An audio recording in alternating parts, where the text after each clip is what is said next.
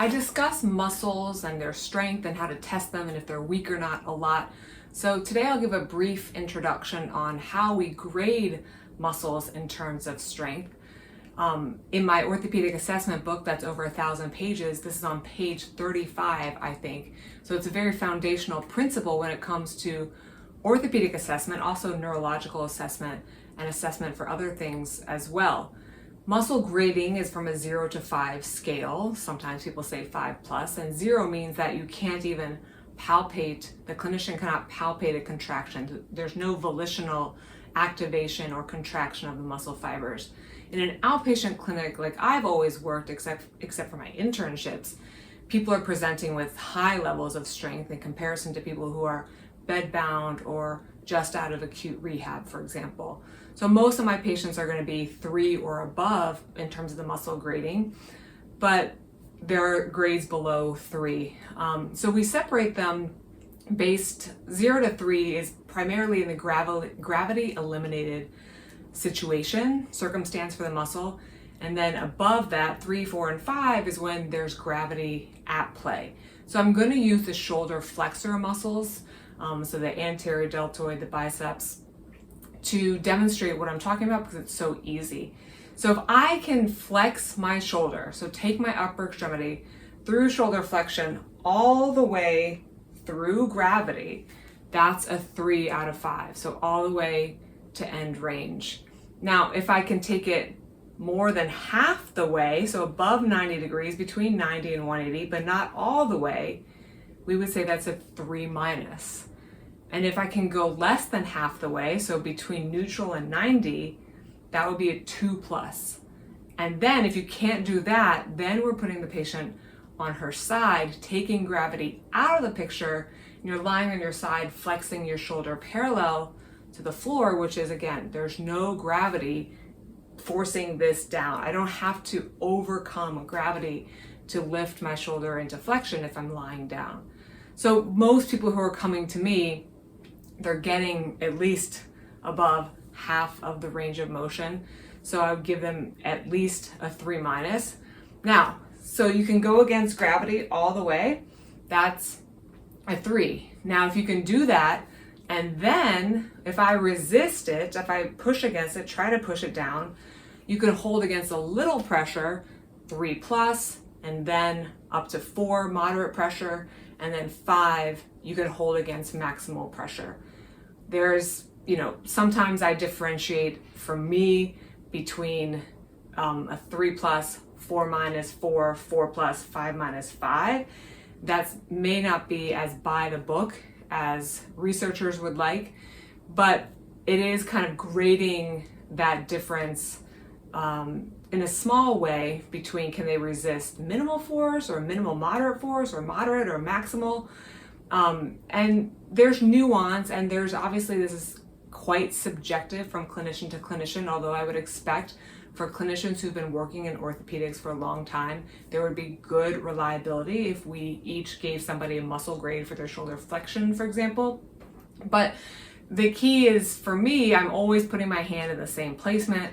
I'm testing the muscle in the same way. So I wouldn't test shoulder flexion up here sometimes and down here sometimes. I'm testing it at 90. Other clinicians may test it at neutral, but we want to test it where the muscle is at its ability to hold against the force. So there's going to be some subjectiveness to this. If you want to eliminate that, for example, in a research capacity, we could use dynamometers, we could use machines that are very precise in how much force that is applied to get a very reliable, consistent reading for each time that the testing is performed. Again, I'm always putting my hand in the same place. I'm pressing here. I'm not pressing here. If I were pressing at the hand for a longer lever arm, I would press less. But one thing I think people are doing incorrectly is that they're assuming that someone who's 50 or 60 or 70 or 80 cannot take maximal force. And while it's true, I'm going to be pressing harder probably on a 30-year-old professional athlete than I would be a 75-year-old woman or man who doesn't move much, I do expect older people to be strong, and I can press maximally for most of them. So if I'm not pressing maximally, then they're not going to get a 5 out of 5. So muscle strength, we grade that. The subjectivity is not, or the subjectiveness is not that important if we're talking about what they present to me with on Monday versus Thursday, because I'm testing it the same way Monday and Thursday. I want to know if now you can hold against more pressure or less pressure. And sometimes I also kind of can feel, it's not very data driven, but if I can feel that muscle kick in faster, I observe that to be a positive change versus if it takes another minuscule of a second to kick in. And the patients can usually note that as well, meaning the muscle just, as soon as you apply the hard pressure, it just like felt very sturdy and very steady and supported. So I'm not really noting that as much in my notes, but I can recall that from patient to patient. If I push sometimes it takes a little bit versus if it just kicks in really quickly, I'm looking for that change as well, even though it's not kind of by the book. Another problem with muscle testing that I think is rampant is that people are assigning diagnoses based on maybe not just the muscle test, the manual muscle test, but maybe just that and a little bit of other information. A manual muscle test is a piece of information. It's like taking your temperature. It's telling us what the temperature is. It's not telling us if you have, an infection in your brain or if you have a cold. It's telling us, okay, you can move against moderate force. It's a 4-. And then for me, it's especially helpful because I'll use repeated movement testing to help me get to the diagnosis.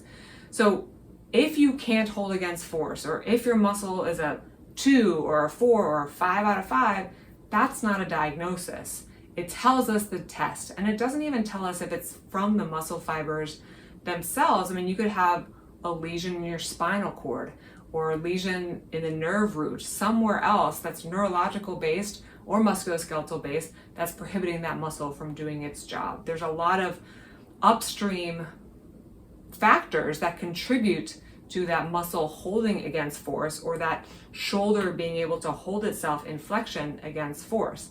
I argue, which is in disagreement with most orthopedic mainstream medicine, that joint derangements, problems in joints not moving well around that joint itself or in the spine, cause rapid changes in manual muscle testing. And the reason I can say it with such certainty is it's because I see it week in after week out.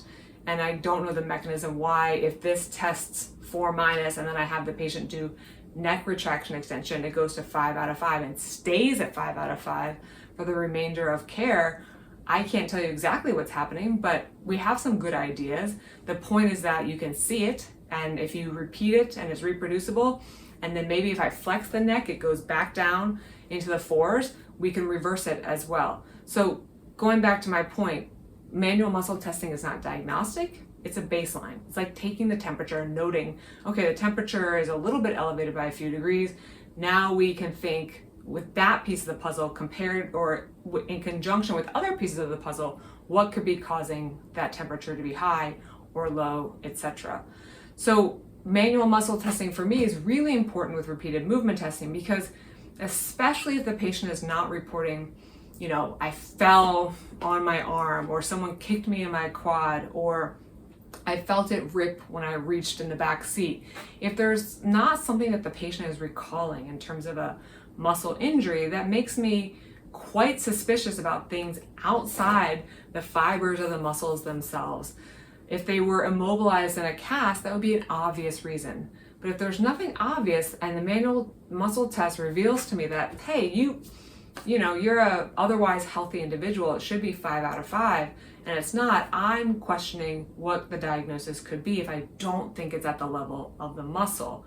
And as I've said before, it doesn't really make sense if nothing's happened to you and your right one's weak and your left one's strong. We gotta ask ourselves, well, it's not because you use your left arm more, or it's not because you just haven't been working out. Those things would not precipitate a less than 5 out of 5. If I haven't been working out my anterior tibialis muscles, or I haven't been working out any specific muscle, for example, my fingers, I should expect my fingers to be strong. They shouldn't fail the manual muscle testing. They shouldn't get less than a 5 out of 5. Now, I don't think, people who test 4 out of 5, 4 minus out of 5, or even 3 plus out of 5 are necessarily in pain. I think we could have these derangements or muscle problems that aren't pathological and that they're creating symptoms that people are complaining about. But I would expect muscles to be healthy if they're healthy. They should be 5 out of 5 if they're working correctly. But the repeated movement testing, like I said, if I'm thinking it's outside the muscle fibers themselves, if it's outside those fibers that do the contraction to create the strength, repeated movement testing is where I get a lot of my diagnostic answers, because I'll take that strength in shoulder flexion, note what it is, and then we will take all the other pieces of the puzzle, the verbal history with the specific questions and answers, the other ranges of motion, the other manual muscle tests, possible nerve tension, something that the patient can't do, like a push-up or reaching behind their back, or anything that involves the upper extremity, lying on that shoulder on the plinth on the table here. And then I will apply a specific repeated movement test that I think would be the one that would give us the best answers. For example, retraction extension of the neck. And then I will retest that strength. And again, I can say with such assuredness that it's not necessarily the fibers of the muscles, because I see it so often.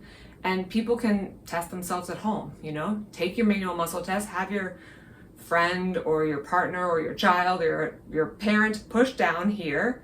You shouldn't be able to move it. It should be 5 out of 5. And if it's not, then you could do some self-experimentation if you wanted. You could move your neck in a certain way. You could move your shoulder in a certain way, or thoracic spine.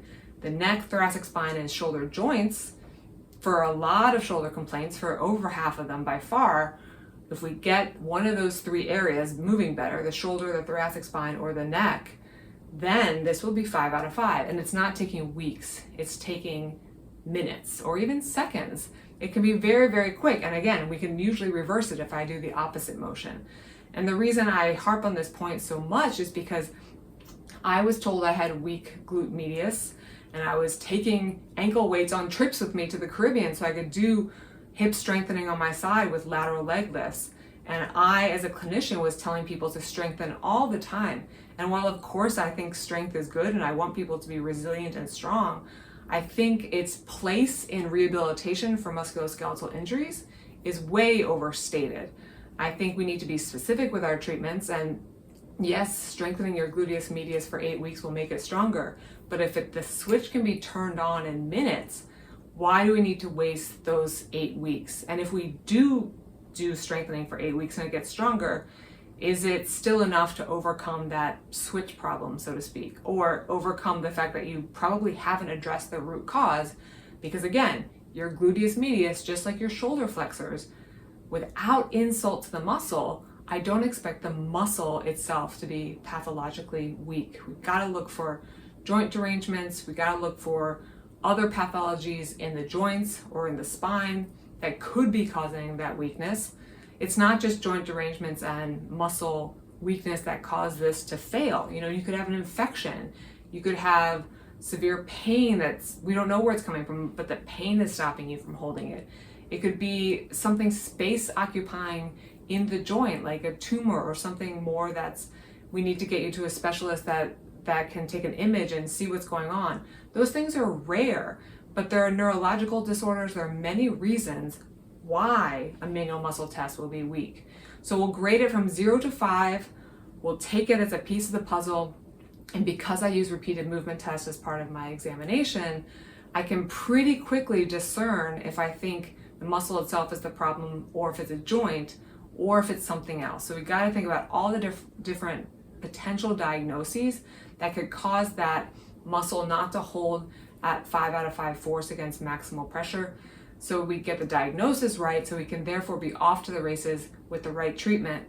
But I definitely will spend more time on getting the diagnosis right if I need to, because I believe on the whole that's going to save so much time. If you're starting off with the right diagnosis, the care will be shorter on average and more effective.